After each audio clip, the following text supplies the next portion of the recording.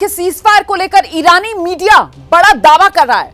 ईरानी समय के अनुसार सुबह 7:30 बजे से सीजफायर लागू हुआ है। यह ईरानी मीडिया की तरफ से कहा जा रहा है। सीजफायर से पहले इजराइल पर मिसाइल्स दागी गई, मतलब वो जो इजराइल कह रहा था ना कि हम पर मिसाइल दागी जा रही है, ईरान बाज नहीं आ रहा है, तो अब ईरान की तरफ से कहा गया है कि ईरानी समय के अनुसार सुबह 7:30 बजे से सीजफायर लागू हुआ है। सीजफायर से पहले दागी गई थी इजराइल पर मिसाइलें। ईरान के मिसाइल हमले से इजराइल में काफी नुकसान हुआ है। बीरशेबा में ईरानी मिसाइल हमले से बहुत नुकसान हुआ है। अब उसी पर ये ईरान की तरफ से सफाई आई है। ईरान के समय के मुताबिक सुबह 7:30 बजे वो कह रहे हैं, मतलब अगर ईरान के समय के मुताबिक भारतीय समय को अगर देखा जाए तो मतलब हिंदुस्तान में 9:30 बजे के आसपास का आप समय मान लीजिए कि सुबह 9:30 बजे भारतीय समय के हिसाब से और ईरान के समय के हिसाब से सुबह 7:30 बजे के आसपास से ईरान कह रहा है कि हमारे यहाँ युद्ध विराम हमने लागू किया है और उसके बाद से कोई इजराइल पर मिसाइल नहीं दागी गई है। जो मिसाइलें दागी गई हैं, जो इजराइल की तरफ से कहा जा रहा है, वो उससे पहले की बात है। जनरल सिन्हा, तो वो जो कहा जा रहा था इजराइल की तरफ से कि ईरान तो बाजी नहीं आ रहा है, ये तो मिसाइल्स दाग रहा है, अब उस पर भी ईरान की तरफ से ये सफाई, मतलब जनरल सिन्हा। देखिए, मैं समझता हूं कि अंतर्राष्ट्रीय स्तर पे फॉग ऑफ वॉर में क्लेम काउंटर क्लेम होता है और अपना अपना नैरेटिव बेचने की कोशिश करते हैं। दो चीजें हैं, या तो इजराइल सच है या ईरान सच है। इजराइल ने कहा कि संधि घोषणा के बावजूद उस पर फायर किया गया मिसाइल के माध्यम से।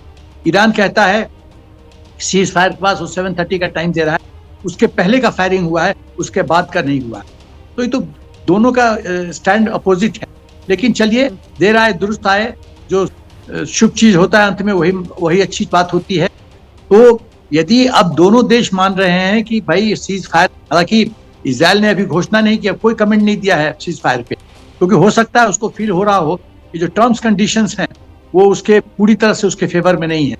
इस पूरे खेल में मुझे लगता है अमेरिका जीत रहा है, ईरान जीत रहा है और सुन्नी वर्ल्ड जीत रहा है, मुस्लिम कंट्रीज ये लोग जीत रहे हैं। इजराइल की खुशी पे थोड़ा सा मुझे शक है कि वो कितना खुश होगा।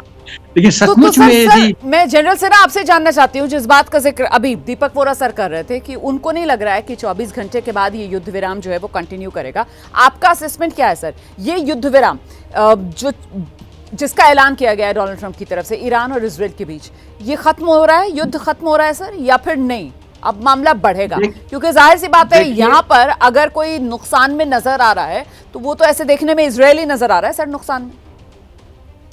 हाँ, इजराइल को जो फायदा जो एक्सपेक्ट कर रहा था, मुझे नहीं लगता उसको मिल रहा है।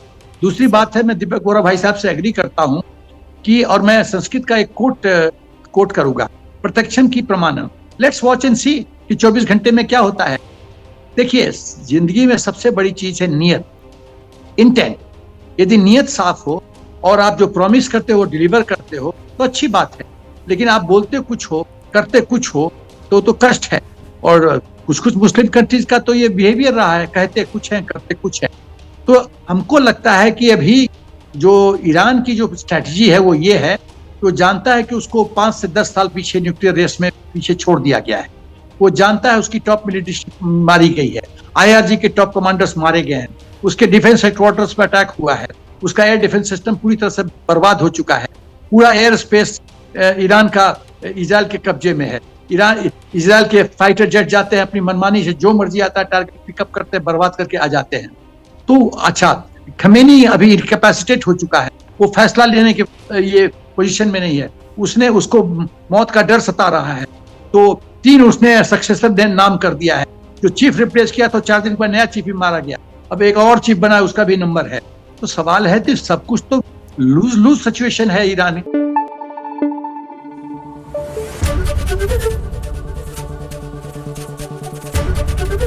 ABP न्यूज आपको रखे आगे।